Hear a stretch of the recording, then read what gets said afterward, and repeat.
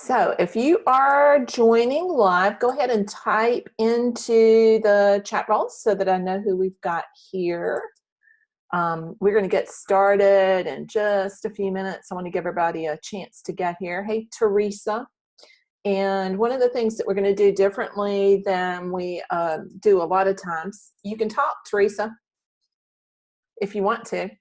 I'm going to unmute everyone at different points. So we will be sharing screen some today. So if you have a question, I want y'all to feel free to pop in and raise your hand, poke, say something, and you can ask a question directly instead of just typing it into the chat role. So I'm going to give everybody just a couple of minutes to find their way in. And then we will get going. So, Teresa, you can unmute yourself if you want to. I think, let's see if I've muted you or if you've unmuted. There you go. You're unmuted if you want to. How are you doing? Good. How are you? Good. Good. I was glad to see I could unmute people while we're in the webinar instead of the meeting. I wanted to be able to see y'all if I needed to make sure I wasn't being confusing. Yeah, I wasn't sure how this would work today. So you can hear us, but you can't see us? I can see you if you share your screen. Oh. So I believe, unless I have punched the wrong button, that I can see you if you share screen, but it may not be giving you the option. Yeah, it doesn't give me a video option. Dang it. Yeah, I started to switch it back to a meeting so we could do that. And then I was afraid I'd confuse everybody because we'd already sent out this link. So next time, I think tomorrow we'll do it via the meeting so that y'all can share your screen too, because that's when we're going to be really setting up the ads. So today I'm going to be going over a ton of stuff and setting up audiences, but then tomorrow we'll be doing ads and stuff like that. So I know that, let's see who else we have here. Hey, Jacqueline. And I'm going to, Jacqueline, you can talk if you, oops, unmute wrong one. You can talk if you have a question. Right now y'all are muted, but I think you should be able to unmute yourself if you have a question anywhere along the way. So feel free to pop in with questions. Where you have a full agenda, I always have a lot I intend to cover. And I'm going to share, let's see if I can rotate my iPad to make it do correctly here. For some reason, it's not showing. I'm going to share my iPad in just a second. And we're going to use that as my whiteboard. And it may take a second for it to, there it goes. And of course, this is upside down. So let me rotate that so y'all can read it. There. And get to my first screen. For some reason, I get iTunes every time I open this. I'm using a new tool, which means y'all are my guinea pigs. So we are going to be going with another upside down one. Shoot, it's going to iTunes it every time. Let me see what it's doing here.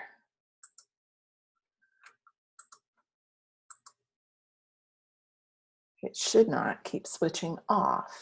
There we go. Come on, thing. Now. There. So what we're going to be talking about today is a pretty full agenda. Today primarily is going to be going over some of the basic core concepts and the things that you need to have in place in order to create an ad system, in order to run a real strategic set of Facebook ads. Most of the times when I see people setting up ads, I see them making one giant, huge, big mistake. And what I see as being that huge, big mistake is that they start immediately with an ad to try to get people to buy stuff. And they show that ad to what we call cold audiences. And that almost never works. So they have lackluster sales, if anything. It doesn't happen as fast as they think it should.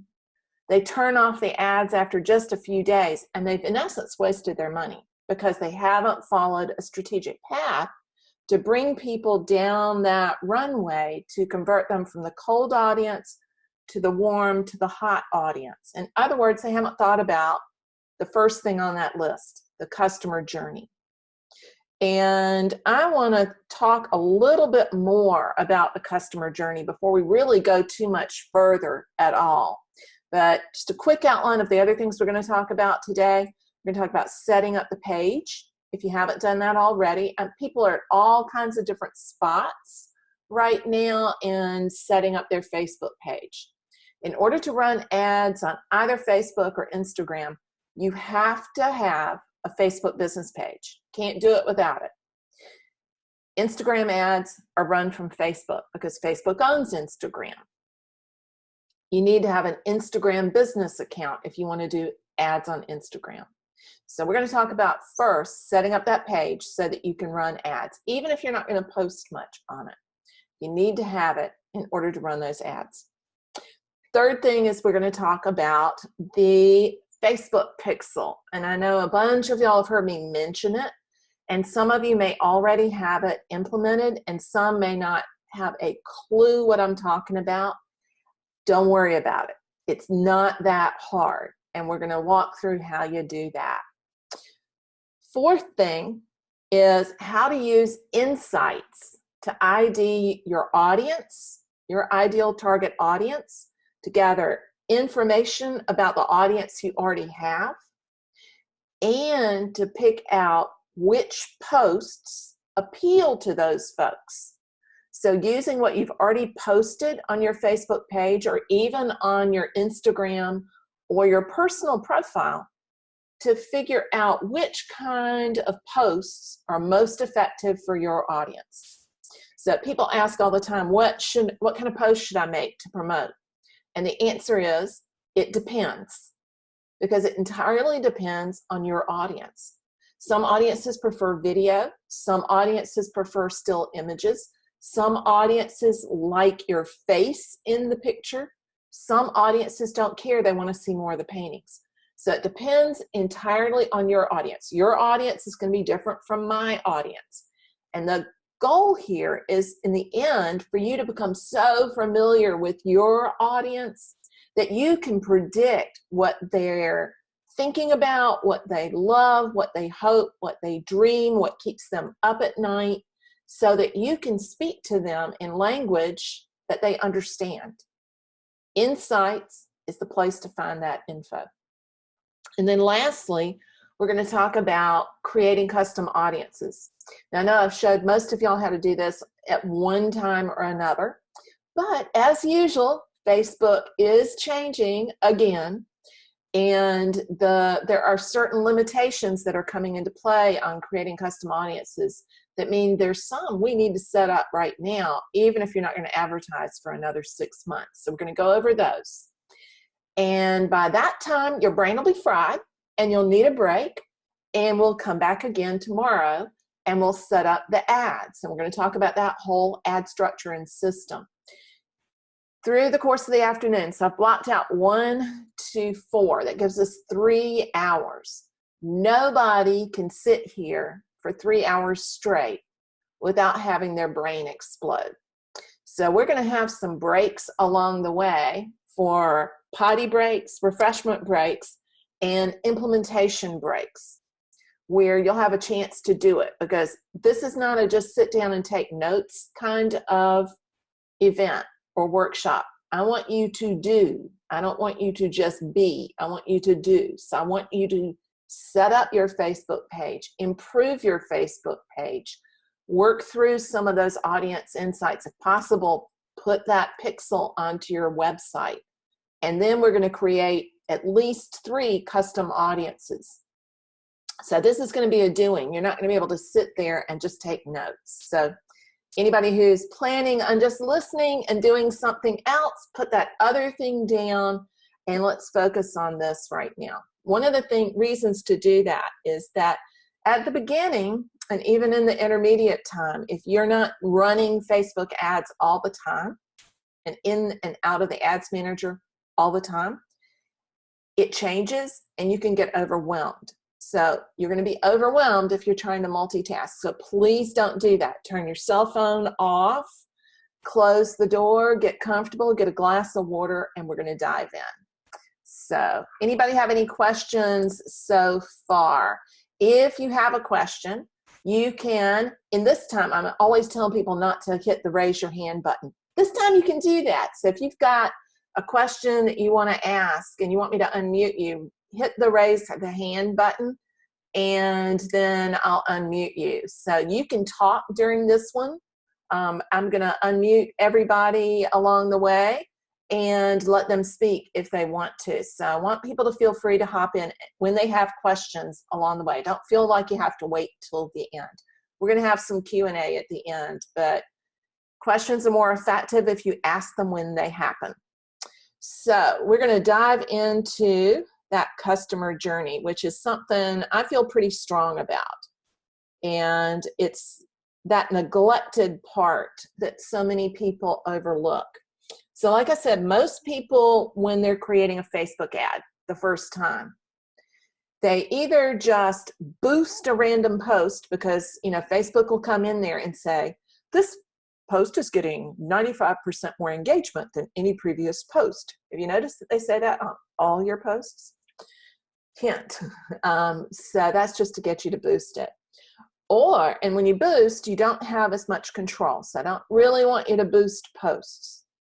Or they just run an ad that sends people straight to a sales page who've never heard of them before. Big mistake. So I want you to think instead about the customer journey. That people are going on a path, on a journey from over here, I'm going to do stick figure, to over here where they are your raving fan and they're part of your tribe and they'll buy whatever you do.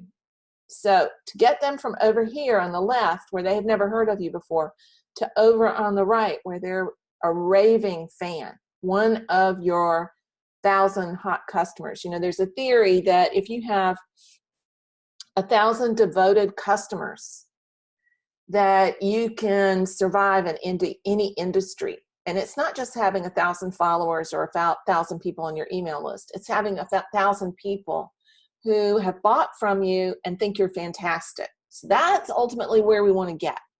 So to get there, you have to bring those customers on a journey to get to know you better. Think of it like a courtship. You don't ask somebody to marry you the first time you meet them. It's not going to work out well. So we want to do the same thing with our customers. So when they first are coming into our world, we call these cold audiences. They have no idea who we are, what we do, what we stand for, what we look like, where we live, or anything else about us. They are not familiar with our brand. That cold audience is global. So this is the one time you can say it's everybody. Now, not everybody is going to want to buy from you. So that cold audience is coming into that first stage of the customer journey, which is the awareness phase. They're becoming familiar with who you are. You're not asking them for anything yet. You're just letting them become familiar with you. Now, this whole customer journey can happen completely organically. It can happen without spending any money. It just needs to have a few more tools than just using Facebook ads. You can use social media and your email list to complete that whole entire customer journey without spending any cash. It's just that Facebook ads, Instagram ads can speed that journey up. So I wanted to make clear that you can get started on this without spending money. So as you post on social media, Instagram or Facebook, and you are talking about your work, you're talking about what you do, you're giving insights into your process, that's the awareness phase. That's runway content. It's part of that long runway that leads people from the left hand, oops, just did something funky here. From the left-hand side, changed color again. Sorry, still learning this program. To the right-hand side, that's that runway. So, you know, a plane takes off on a long runway for safety.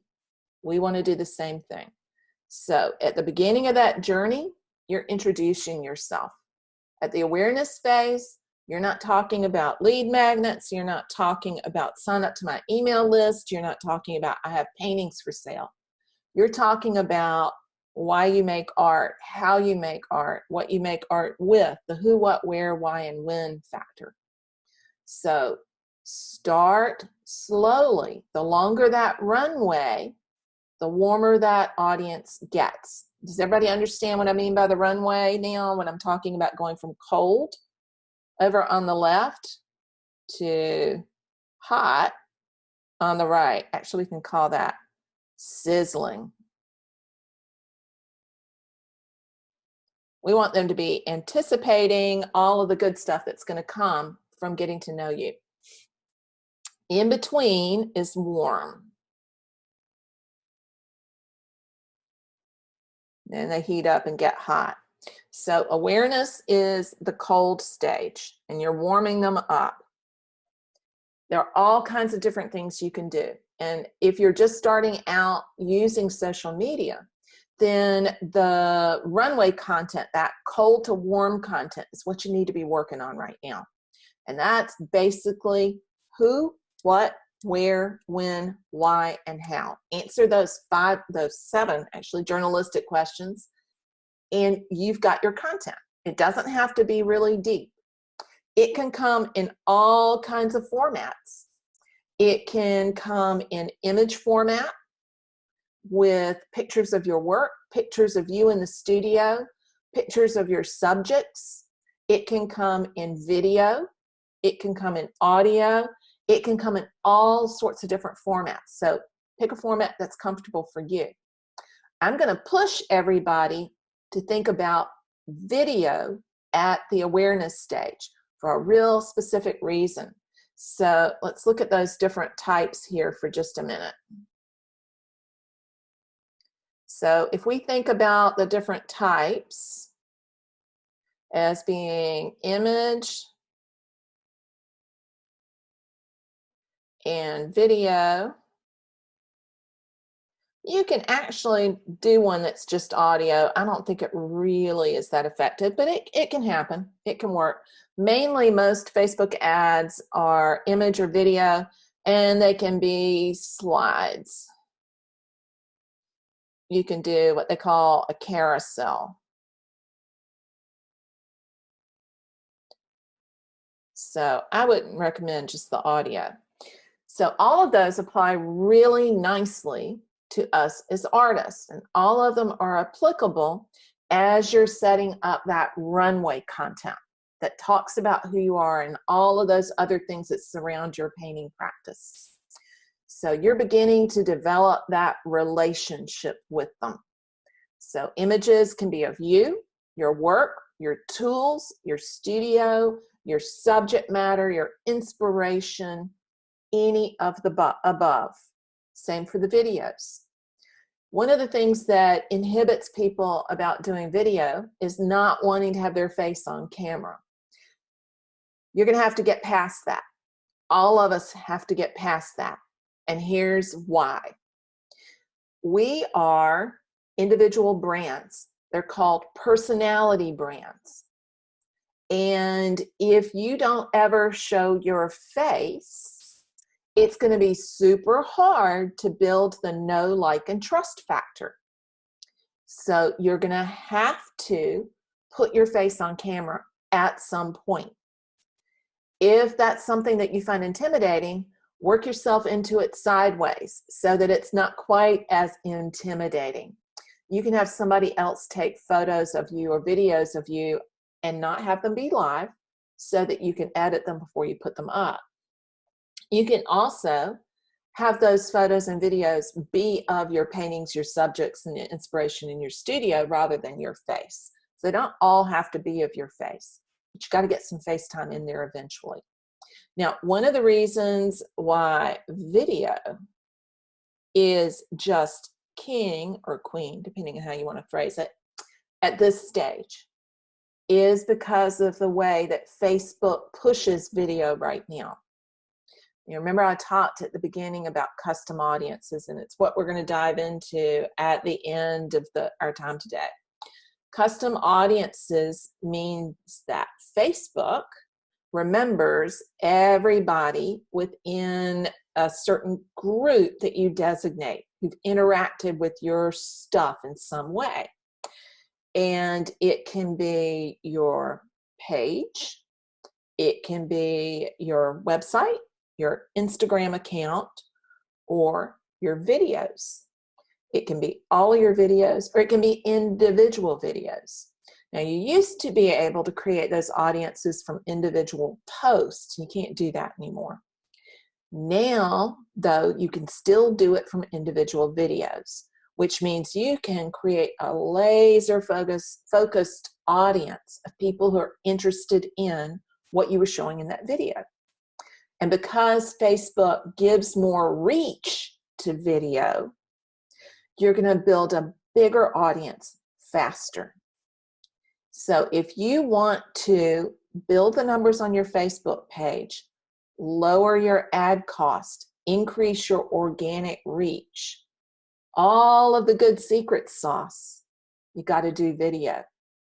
And it goes up exponentially when you also do live video. So Facebook gives the most reach to Facebook live videos. So going live on video is going to be important to build awareness and audiences. And it doesn't matter if you only have one person, your son, daughter, father, mother, sister, best friend, watching that video while it's live. Because you went live, Facebook's going to increase the reach beyond what it would have been if you uploaded that exact same video. The other bonus about going live is it doesn't have to be perfect. People are so much more tolerant on Facebook of imperfect videos, especially if they're live. So don't wait around to create the perfect video, the perfect, well-edited, choreographed video. Just take your camera, take your cell phone, actually. You don't even need a tripod. Hold it out and record yourself. Hold it out, record your studio. You'll find in the portals there is a module on the video challenge, the 5-day video challenge. Now, I'm not sure if I've opened that to the Painter's Business, but I think that actually we did that with y'all. So that probably was one of the ways you came into the Painter's Business. But thinking about doing a video a day and doing a live video day for 5 days is one of the fastest ways to begin to build those numbers. So video is king in building awareness. Images work super well when they're of your paintings. So don't feel like it all has to be of you. You can post images of your paintings. Make sure that they're nice images of your paintings, that you've gotten good lighting, that the shots are clear and in focus. There are two kinds of images of your paintings that I think are really important. So one would be to have the cropped image. So crop out everything else so that it's a close-up of your image, actually 3. A cropped image that's just the full image. Second thing would be a detail. So show just a detail of the image. Third way you can show that painting is up on a wall. So you can do a mock-up, and there are plenty of apps out there that will help you do that, so that you show it hanging on a wall, or you can stage it in your own home. Now, one thing I want you to watch out for, put staged here. One thing I want you to watch out for when you do this, if you use one of those mock-up apps, is that you watch scale. So I looked at one that a friend, not a student, did about a week ago. It showed up on my Instagram feed. And I know she's using an app to do that. She showed a painting that was 18 by 24, which is not that big. But the scale that it was shown at via the app was closer to a 2 by 3 footer. Somebody who sees that with the oversized proportions and buys it is going to be really disappointed. So you want to make sure that you're sticking to the correct size and scale and proportion when you're using those apps. Don't be tempted to blow your painting up larger than it is, because that's creating an expectation on the part of people who see it that it's going to be a really large scale painting.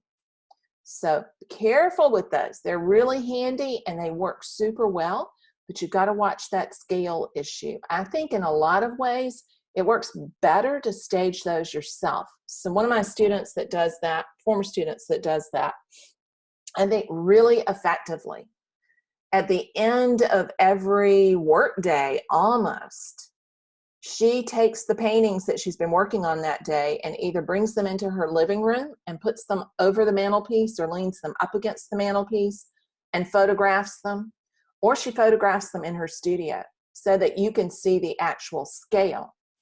And she does this on such a regular basis that if you go back and look through her Instagram feed, you can see how those paintings have developed, but you also get a chance to see what they would look like in a space. One of the things that's the biggest hang up for people buying paintings is they can't visualize or imagine what it would look like in a space on a wall, how it would fill up a space. When you can show them that, it alleviates one of their main concerns. So super great thing to do. So images work really well, and they don't just have to be the fancy cropped shot that's in tight. It can be other kinds of shots as well. We've talked about what kind of videos you can do. Now on the carousels, and you can do a carousel post just as an organic post. It's like posting an album of images. So if you make a Facebook post or an Instagram post and you upload 3 images, you've created an album or a carousel. So that becomes like a slideshow, and it's very engaging. People click through it. And that gives you some ideas about what is going to be most interesting to them. You get some retargeting options because of that.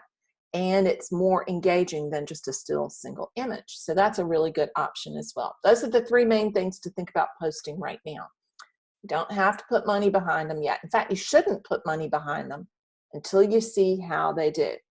So is anybody who's on live with us today, has anybody not set up their Facebook business page?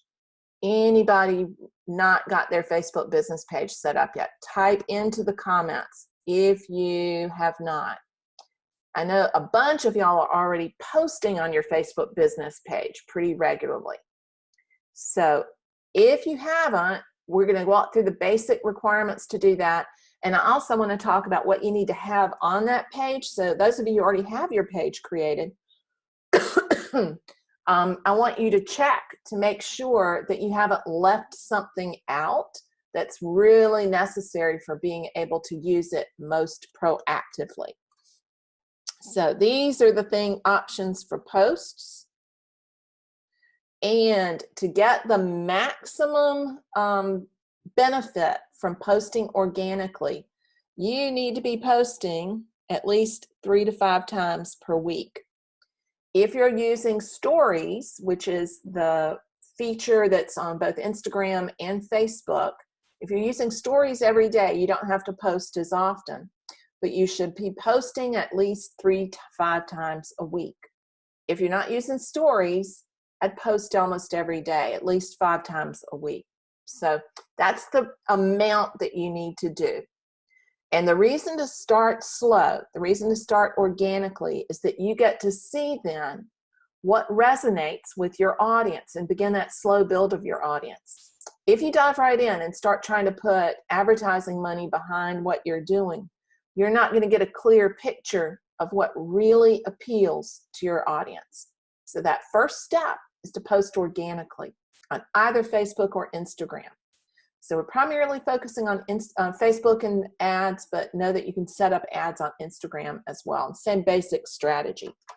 So get that regular posting going and try to avoid using any of those posting apps like Buffer or Hootsuite or any of the others that are schedulers for Facebook.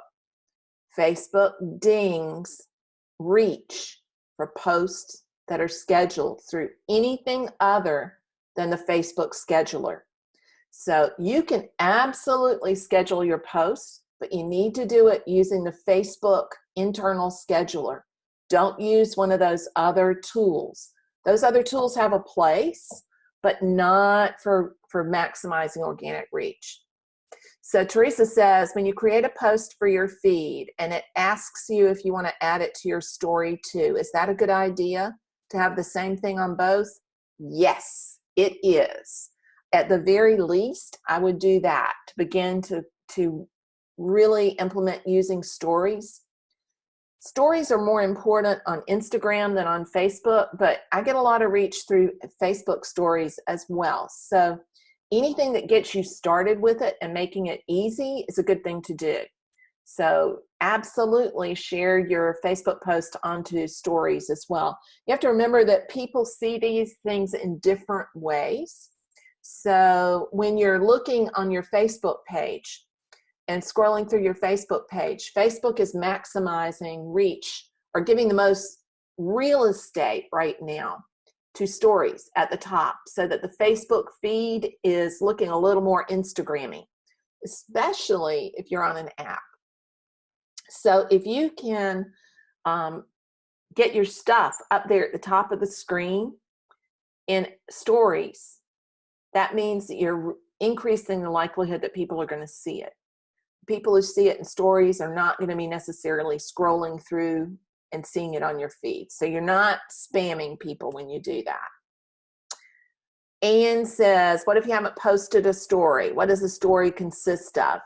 Okay, I'm going to go really briefly into stories, but I don't want to go down too much of a rabbit hole with that because stories we could spend a whole workshop on. And you can advertise on stories, but I think that is almost too much information to get started with. So let me share the screen here and I'll show you what stories are in. I'll go to Facebook and hang tight for just a second. I'm going to switch my devices around here and go over to my Facebook page itself. See if I can get it to, for some reason it's not putting my page at the top right now. Facebook does its own thing sometimes. So here's my page. And if you're in your personal profile, your timeline now looks like this. So if you're on your personal profile, you're going to see at the very top something called stories. And it works the exact same way as it does on Instagram. People have a tendency with stories to click on it. This is the one I posted today. To click on it, and then they just let them run so that it goes from one story to the next.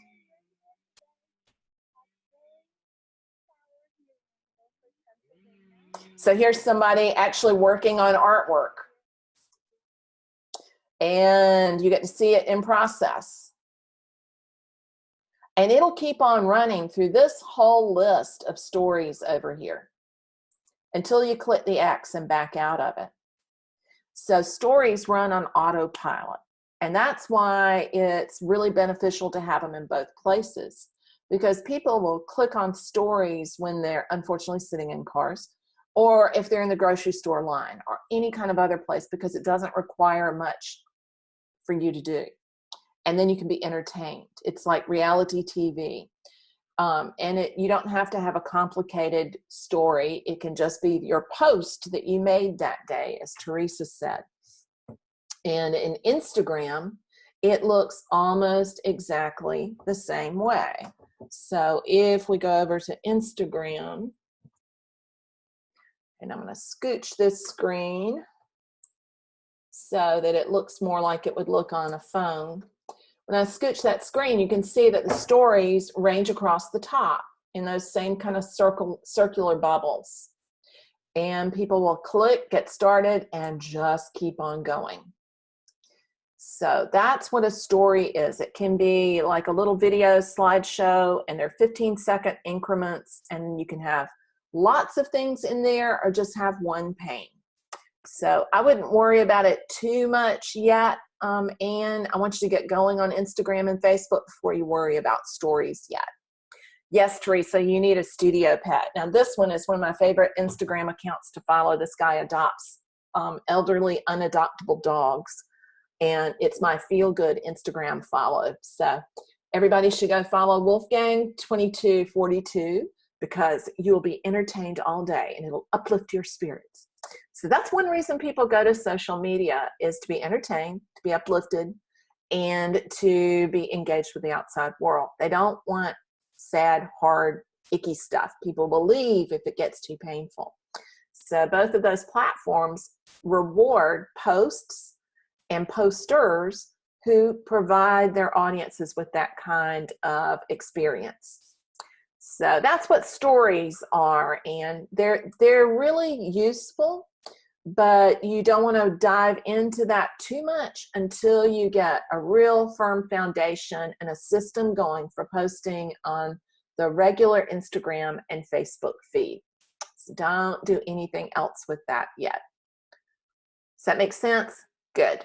Yeah, I think if you try to dive in too deep, too fast, you'll get overwhelmed. So until you have a really good feel for making those 3 to 5 posts a day, I would just stay off of stories. It took me ages to get into stories, and I'm still not terribly consistent with it, but every time I use it, I get a lot of good feedback. I mean, not just feedback, I get a lot of good engagement. And I've actually sold straight from stories too. So it's a good thing to do. So let's go back to the iPad, to our board. And for some reason, it's going to be slow coming up. There it goes. So we're going to post 3 to 5 times a week, and just get started with those organic posts. And one of the things that I think is important when you're posting is to keep them personal. So one of the goals that you should have for social media, not just your advertising goals, but your goal for social media, is to build relationships with your potential audience and your customers. And you're not going to be able to do that unless you are authentically yourself, you are engaging, and you respond to comments. So when you're making a post, use the same kind of tone in your voice when you're writing that you would to your best friends. So write them to your best friends, write them to your favorite person, write them to your favorite client, your favorite collector, your best friend. When you write like that, it's more engaging. Do not write like your 11th grade English teacher told you to write. Include contractions. Use ellipses, because those imitate speech. Use colloquialisms. Use partial sentences. all of the things that mimic conversation. Don't worry too much about punctuation. If you misspell a word, the world as we know it will not end. And you'll engage all of the grammar Nazis out there. So if you want to see if people are actually really watching what you post, just post a typo sometime and you'll be surprised. They come out of the woodwork. But keep it really conversational. So as you're posting on your page, your business page or your business profile, post the same way that you would on your personal profile. Keep it conversational. Now, I'd recommend that you leave out divisive, controversial topics and focus on your art. Don't stir up huge, big controversies until you've gotten a real firm footing on social media and you feel like you can do that. Keep it polite, keep it conversational, and keep it easy. So let's go back to, get back here to the previous one on the customer journey. So going back to the customer journey and the next stage. So awareness is beginning to let people know who you are. And that audience is absolutely cold to begin with. And if you're doing it organically, Facebook's going to help find people who are interested in your stuff. People who are not interested won't keep engaging. People who are interested, Facebook will show it to them again. So if somebody likes, comments, or shares, they're going to see your stuff more. That's how you organically begin developing that audience. The next stage is engagement. And that's where you're beginning to warm them up. So in the engagement stage, you want them to interact with you. Remember, in the awareness stage, you're not asking them to do anything. They're just being. So being's that first stage. You're not asking anything of them. There's no call to action necessarily in your posts. There's no requirement that they give you an email address. There's no ask that they go to a web page. That's coming in these later stages. So at the engagement stage, you're asking them to engage. So you're literally asking them to take an action. And one of the things I want everybody to watch out for is you cannot anymore ask for people to, or tell people to click, to like, or to share. So Facebook has come down hard on what they sort of term, it's part of their attack on clickbait. They don't want you directing audiences to take a specific action in a dictatorial tone. So if it sounds like an order instead of an invitation, reword it. So instead of saying, click here to see more information, you would want to say, you can see more information if you click on this link.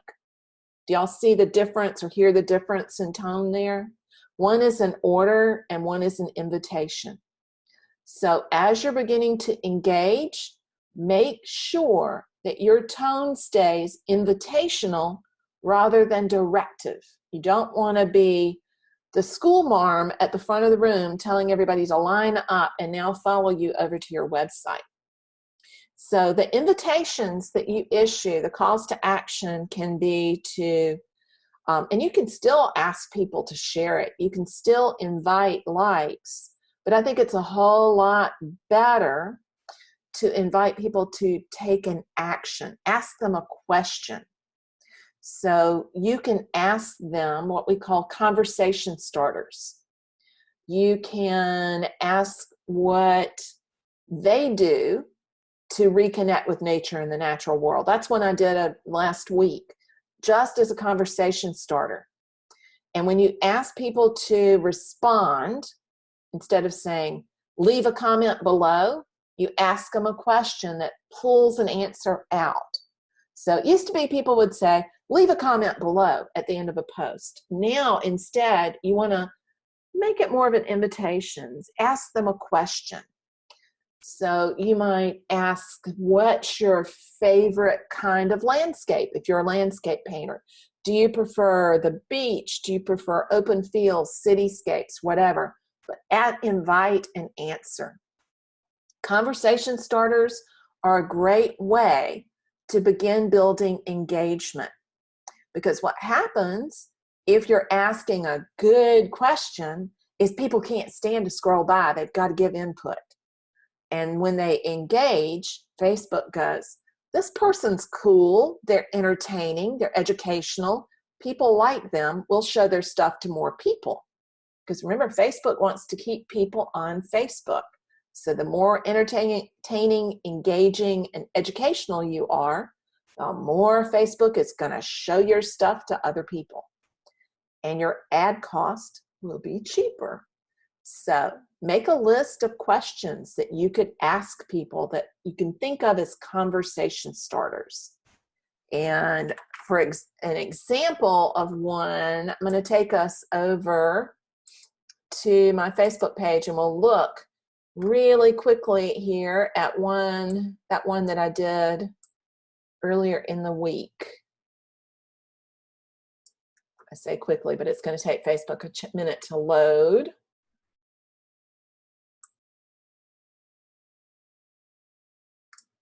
Not everything you post has to be about art. So I posted something just entertaining yesterday. Those kind of things, again, build good engagement, and they build good feeling, and they get people interested in your page. So I made a post, shared a post of a bird that was filmed bouncing golf balls. And it was entertaining. It brought a smile to my face, and I shared it on my page. The kind of things that you would share on your personal profile to be entertaining. Now, don't do too many kitten and puppy videos, but the occasional one will not hurt. So like maybe once a week I'll post something like that, because it builds that juice on Facebook. So the next post I make is going to get a lot more reach. Notice that was shared 15 times. That adds to that Facebook juice. It feeds the algorithm. So one of the posts that I made this was last weekend, looking for suggestions. What are the best art creative podcasts for a lazy weekend? Well, part of that was for research for a blog post, but I got lots of comments on that. And I also shared it into the free Facebook group for the same reason. That's a conversation starter. Even better if you have an image that goes with it, but it doesn't have to have an image. So on this post, again, I asked, no, not that one, the one before, I asked a question, and it got a lot more reach than if I had sent them to a link. So I wrote about hitting the reset button and ways to do that, and said what was the best way for me. And then I said, what's your favorite place to reconnect with nature? Notice I'm not telling them, comment below on what your favorite place is. I asked a natural question, so keep it conversational. And I got 64 comments and 14 shares. That's what you want to do to begin to build those engagements. It begins to feed the algorithm so that the posts you make after that are going to get more reach. And any posts that you run as an ad are going to get more reach. So does everybody have a good feel for what I mean by engagement? It literally is getting people to comment and respond. There's a real close similarity between that and awareness, but you're beginning to ask them to do things. You can also ask them to take an action that's a little bit more of a commitment, but still not asking them to give their email address, for example. You can include a link post. So I'm looking to see where I have one of those. That is not one of my promotions for Paint Camp. Slowly it will load.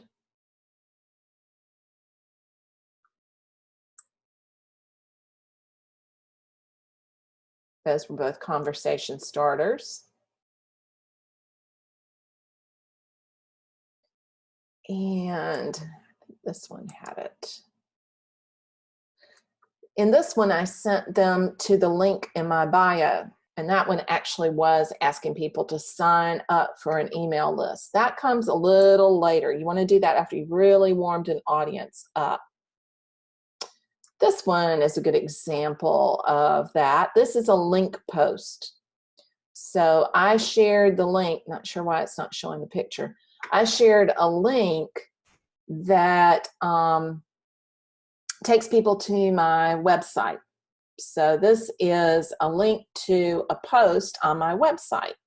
That's a higher level of engagement. It's asking more from them than asking them just to make a comment below. So you can send them to your website if you want to at the engagement stage. And it's a soft way to ask for something.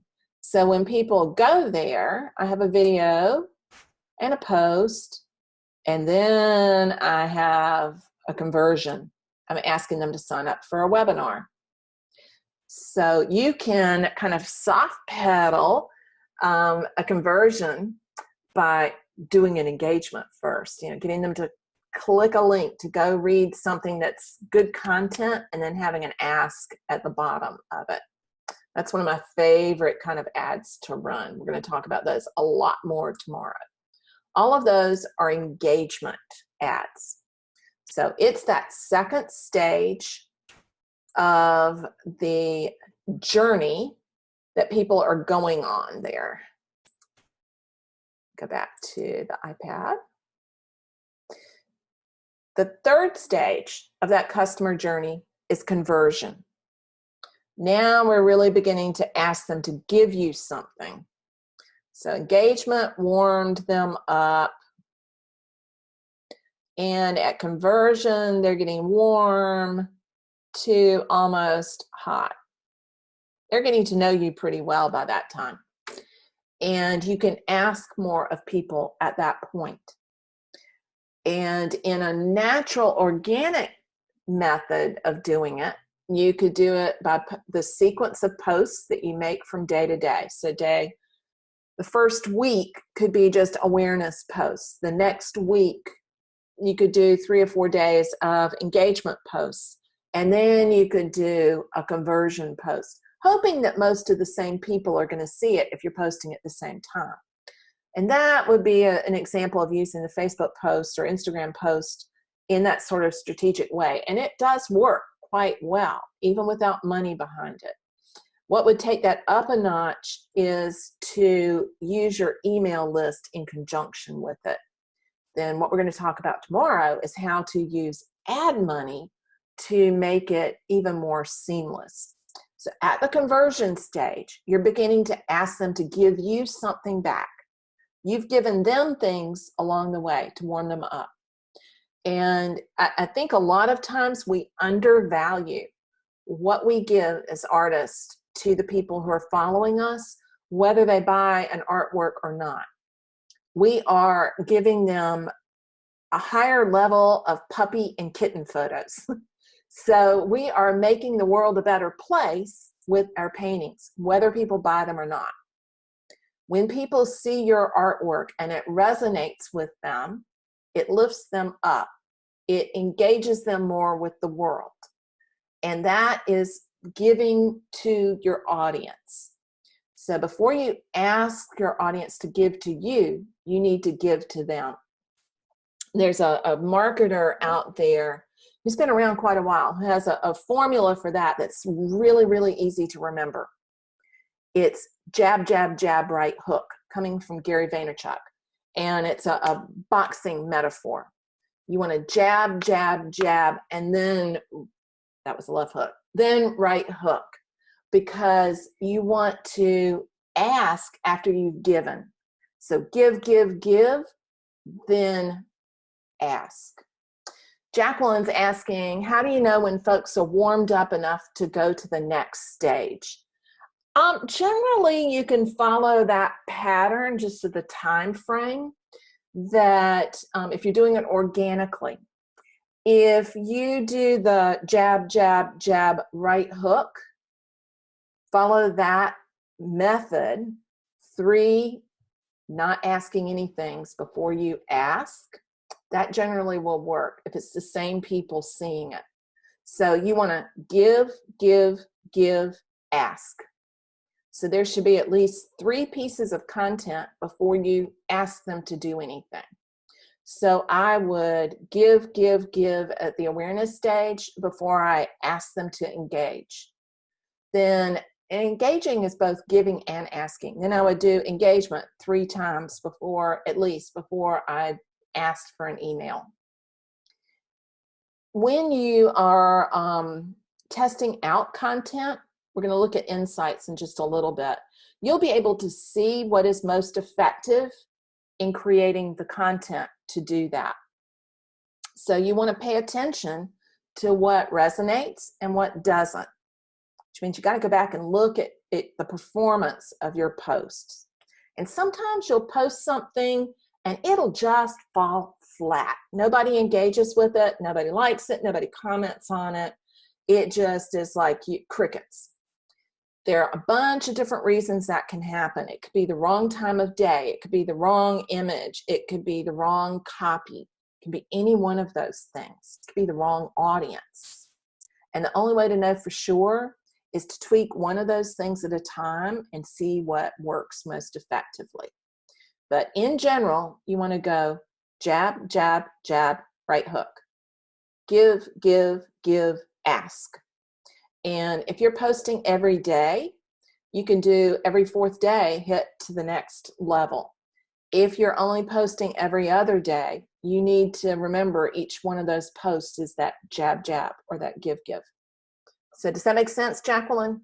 Let me know if it does. Type into the comments if it does. I want to make sure I'm not losing anybody along the way. Good. That was an excellent question.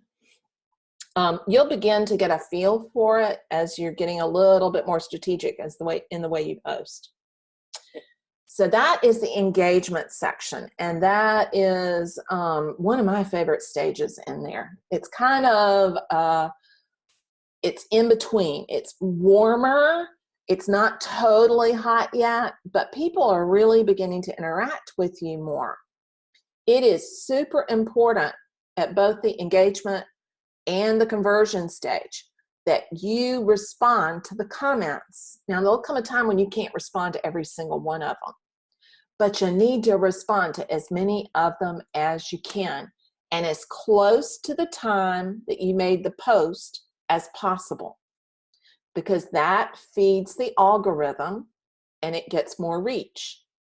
So on both Instagram and Facebook, your reach will be larger when there's more engagement in the first hour after you post.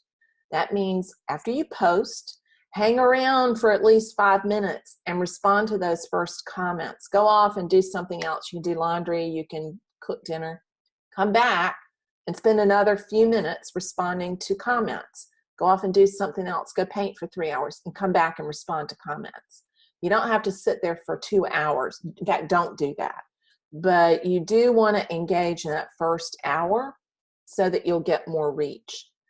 And it's that dialogue, that engagement, and that conversation, what happens in the comments and what happens over in Messenger, that sells paintings, sells programs, and builds your audience. It's not just posting and then walking away and not ever commenting. That's another mistake I see people making all the time. And big people make it. I mean, big names in marketing make that same mistake because they figure they can just put a lot of money behind it and it won't make, they don't have to interact with their audience. You can go way further with a small audience if you build the engagement, if you interact with people, because they'll fall in love with you and you'll fall in love with them. But if you don't interact with them, that can't happen. So to build that relationship, you're going to have to interact with them. And for most of us who are kind of introverts, which most of us as artists are, or extroverted introverts, it's easier to have that kind of interaction than, say, talking to people in a gallery situation, one-on-one, face-to-face. So take advantage of the internet and social media to do that.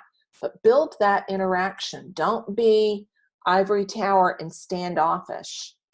Respond to people and respond authentically as yourself. Don't try to pretend to be something else. And remember that your audience is not everybody. If your audience is everybody, your audience is nobody.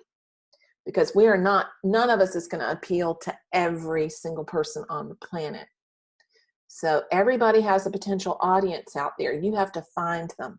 And the only way you're going to find them is by being yourself. So don't try to be somebody else. Don't try to be, y'all know I use Ashley Longshore as an example all the time. Don't start throwing the F-bomb out there if it's not you, because it won't read as being authentically you.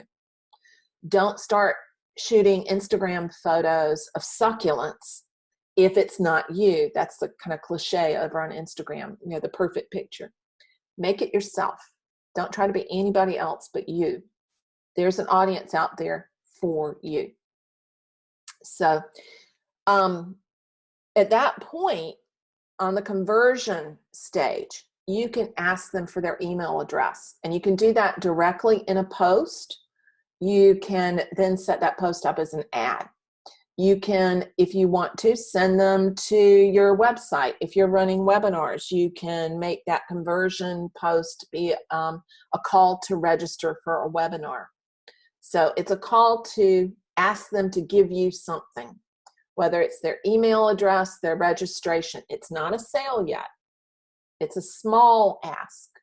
Because one of the things that you're trying to do on this customer journey is get people comfortable with giving you things. And people are not going to get comfortable with giving you things if you ask for a big thing to begin with. So ask for small things. And those are called micro conversions. Every time you ask somebody to respond to a question, that's a micro conversion when they answer. Every time you ask somebody to visit your website, it's a micro conversion. So every time you do that, you're building a know, like, and trust factor.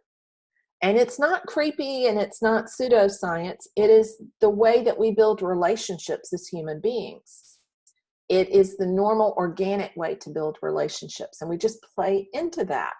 So it is the way to authentically begin to sell without it feeling sleazy, because you're having those stages along the way where you're having micro conversions occur.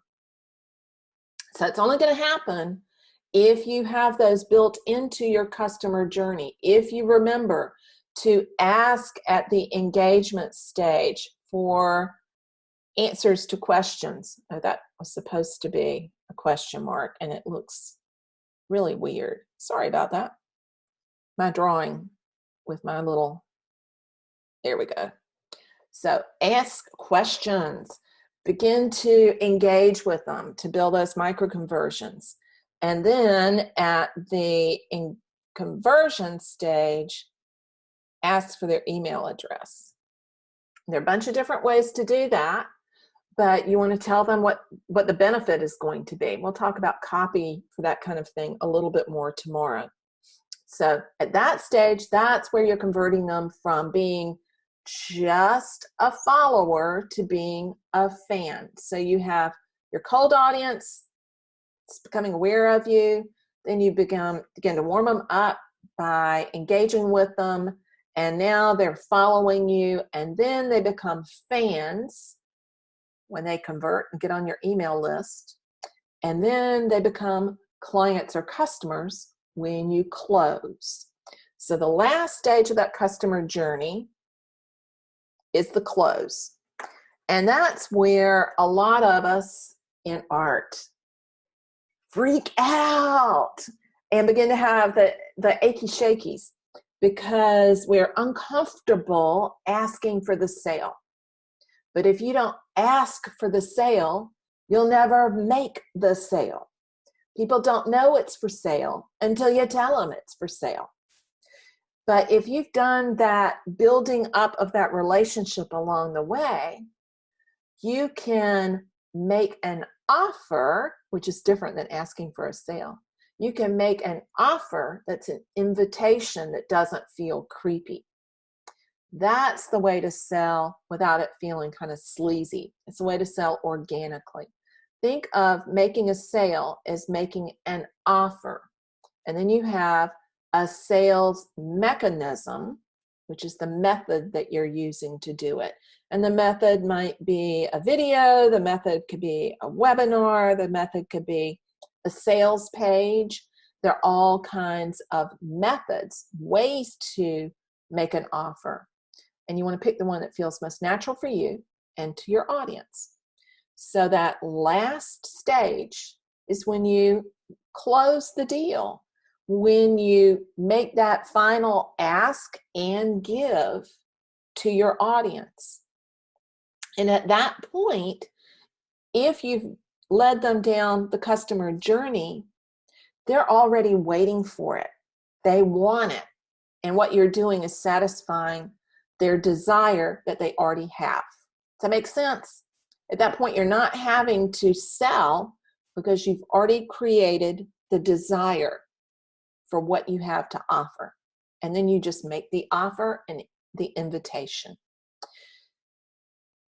Don't make offers and invitations until you've done those early stages.